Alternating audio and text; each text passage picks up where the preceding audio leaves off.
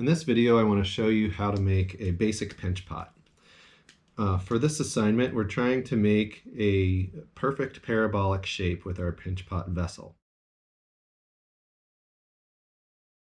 So we want the shape to have a nice rounded bottom and have a opening so it can be filled with liquid. Now, when you're starting to make your first pinch pots, I recommend that you use a ball of clay that is maybe a little bit smaller than the size of your fist. So I have this ball of clay that's a little bit smaller than the size of my fist. I've wedged it, I'm smoothing it out. We want it to be nice and smooth, as perfect of a sphere as we can get it. So I'm going to smooth this out, make sure there aren't any big creases or wrinkles or big divots and dents. Once you feel like your ball of clay is as smooth as you can get it, we're going to open up this ball of clay so we can start to create our vessel with it. So what I'm going to do is I'm going to push my thumb through the center. I'm going to hold it in one hand in my palm and push my thumb down through, and I don't want to go all the way through to my palm. I want to leave about a half an inch or a quarter of an inch of space in between my thumb and my palm. Trying to stay right in the center. Once you've drilled that initial hole with your thumb, now we begin to pinch. And so I'm holding my thumb on the inside and my fingers on the outside and still against my palm. And this is where I'm going to compress and turn. And so I'm squeezing and pinching like this, and then slowly turning after each pinch. And my main goal at the moment is to work on the bottom of this first. I want to work on the bottom of the pinch pot, get it all to the right thickness before I start to move up. And that's because if you start to move up too soon, your pinch pot will get so tall that you're unable to really work on the very bottom. So we want to make sure that we get the bottom of this finished before we move on. So I'm going to pinch and hold in my hand. And I'm rotating ever so slightly each time, overlapping each pinch. And each time I pinch, I'm thinking about how thick the clay is. Sometimes I like to close my eyes so I can just really feel the thickness. We're unable to see what's going on the inside. We don't know how thick it is by just using our eyes. So sometimes if you just close your eyes, you can feel that thickness better than if your eyes are open. So just make sure that each pinch you're stopping at the same distance to create that same equal thickness of the wall. I'm making sure that the bottom of this stays nice and rounded.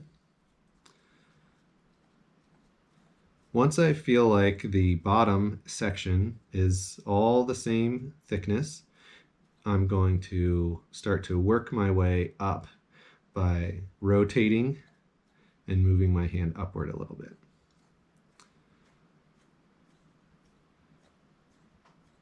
Think about moving a little bit of clay each time and overlapping all of your pinches. As you're doing this, really pay attention to the way the clay's moving. So we can do one pinch that's like this. But what if we move our fingers a little bit up and our thumb a little bit down as we pinch? That'll move the clay in a different direction. Or what if as we're pinching, we're moving our fingers down and our thumb up? That will also make the clay move in a different direction. So you should play around with different ways of pinching and different ways of moving your hand.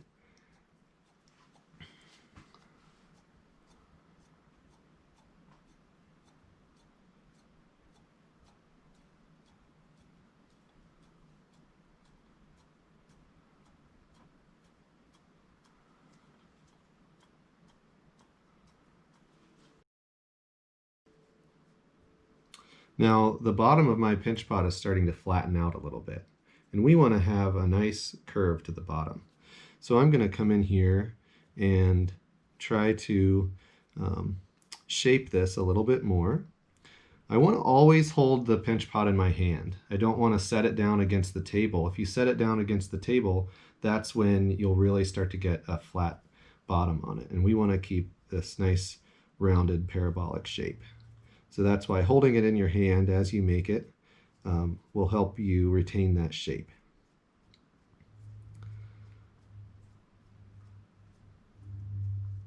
A big part of working with clay is paying attention to how the clay is moving and what's happening and reacting and working in collaboration with the clay. So now that I've kind of restored that curved bottom shape on there, I'm going to continue to work up here. As I move up towards the top, I want to keep my shape from getting too wide. And so I'm going to really use this pinch where I'm pulling up on the inside and pushing down a little bit on the outside as I pinch.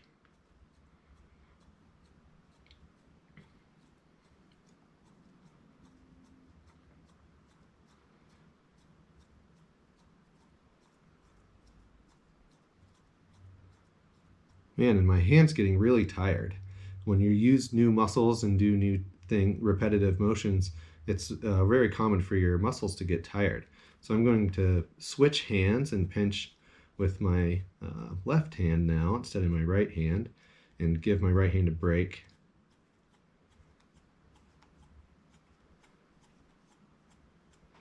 Now up here towards the top, I'm actually pinching a lot with, I'm using kind of the top of my thumb and the bottoms of my fingers there. And I'm pinching the clay kind of in this shape here, my thumb. And that's to try to keep the walls from expanding outward too much and try to keep that parabolic shape.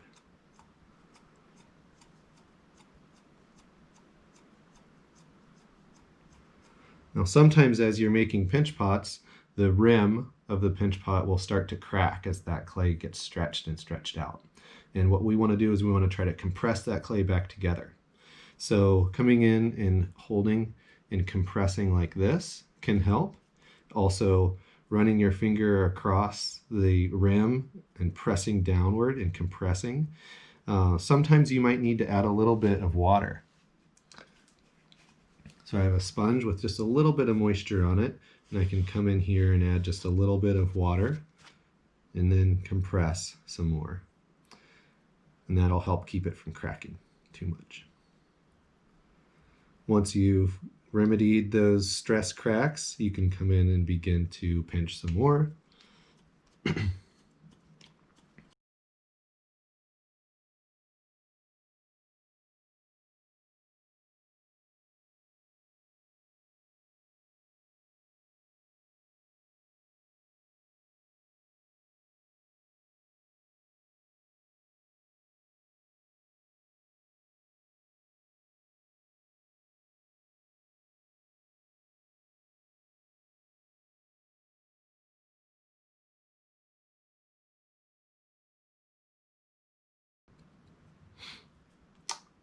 As I'm making this pinch pot, I'm thinking about wanting to keep this nice curve, the nice curved bottom.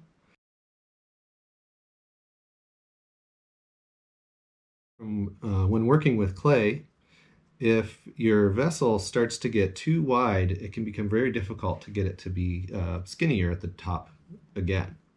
So if you start to notice it spreading out just a little bit, come in and compress like this and try to make it a bit skinnier at the top, and also adjust the way you're pinching. Try to find a different way of pinching that keeps the clay inward instead of spreading outward. If you get to a point where your pinch pot is opening up and spreading way open, just get a new ball of clay and start over. Almost finished. I'm checking for thick areas and compressing those right now. So you can close your eyes and just lightly pinch the walls, and you can feel areas that are thinner or thicker. Areas that are thicker, you can add a little more attention there and try to thin that clay out.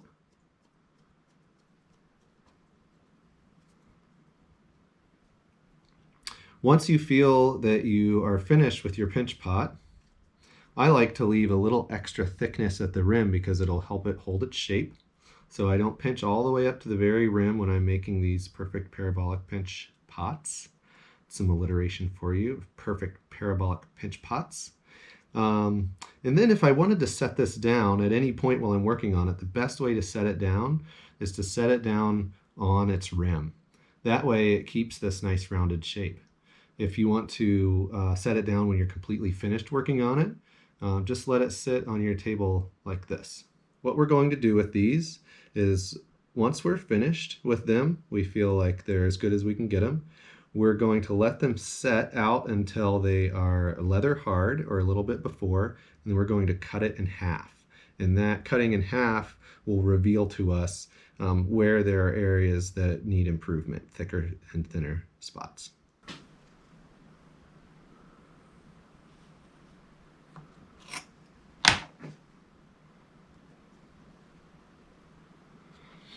So here I've cut my pinch pot in half, and I can see that there's a few thin areas and thick areas.